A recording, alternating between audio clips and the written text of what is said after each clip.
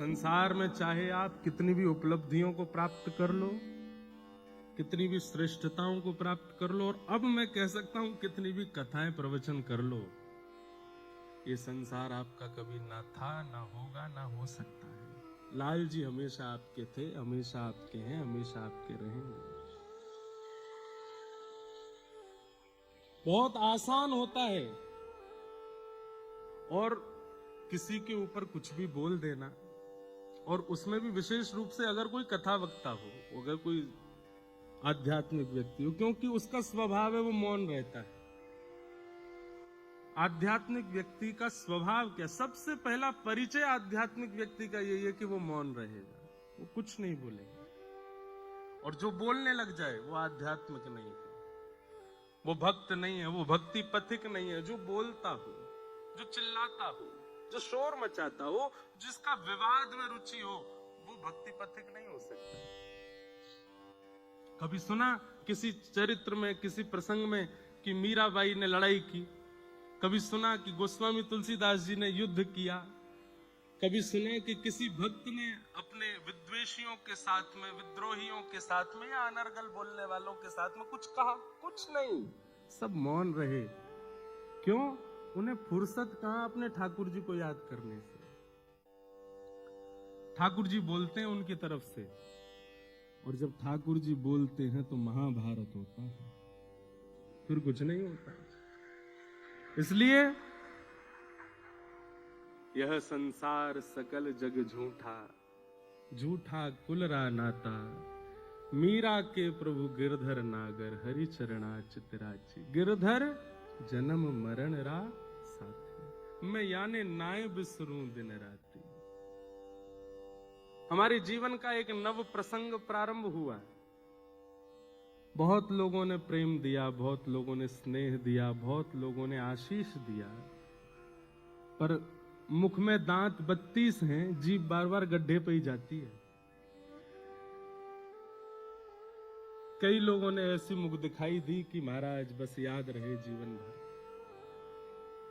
बाबा और हो गए हम, बाबा की इतनी बड़ी शादी, बाबा का ये, बाबा का वो। सब लोगों को प्रणाम। हमारे गोस्वामी तुलसीदास जी महाराज ने मानस जी के प्रारंभ में खलों को भी प्रणाम किया, और ये होना ही था। मुझे पता था कि ये होगा, क्योंकि दुनिया चाहती ही नहीं कि ये व्यासपीठ से उतरे, यहीं बैठे रहे। हमारे पूज्य पिताजी महाराज 52 वर्षों से कथा कर रहे हैं। कितने वर्ष? यहां पर कितने लोग ऐसे हैं जिनकी आयु 52 से कम होगी? 52 वर्ष नहीं होते।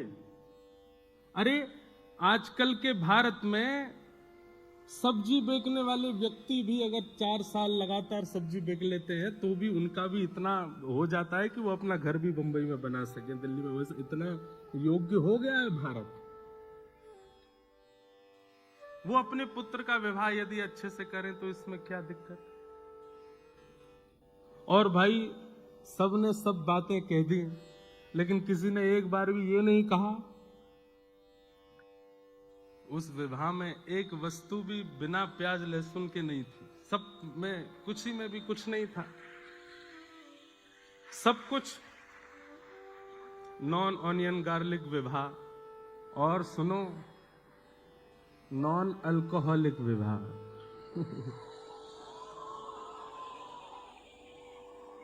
मुझे बहुत लोग बोले ये बोलना, वो बोलना, ये मत बोलना, ये। मैंने कि मैं कुछ नहीं कथा करने जा रहा हूं, भट्टी जी ने मुझको आमंत्रित किया है।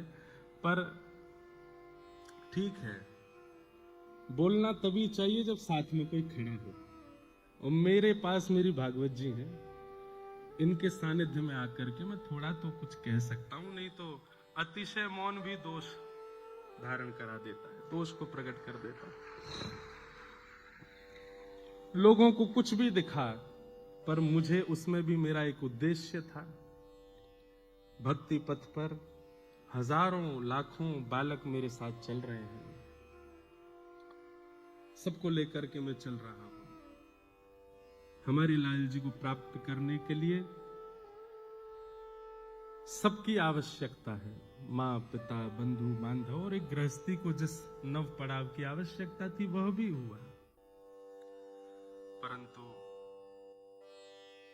सब समाज संसार के लोग हैं, सबको हम प्रणाम करते हैं, सबको हम वंदन करते हैं। आपसे हम प्रार्थना करते हैं, आप भी मौन रहना शुरू करो।